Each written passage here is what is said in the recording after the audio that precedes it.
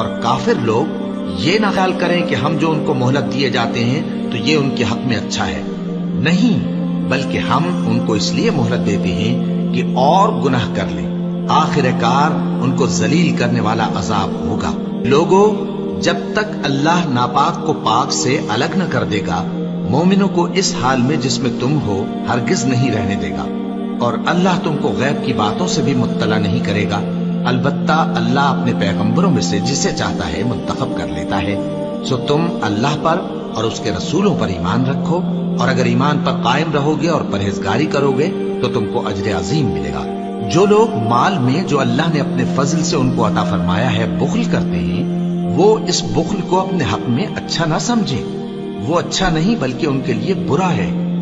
وہ جس مال میں بخل کرتے ہیں قیامت کے دن اس کا طوق بنا کر ان کی گردنوں میں ڈالا جائے گا، اور آسمانوں اور زمین کا وارث اللہ ہی ہے، اور جو عمل تم کرتے ہو اللہ کو معلوم ہے۔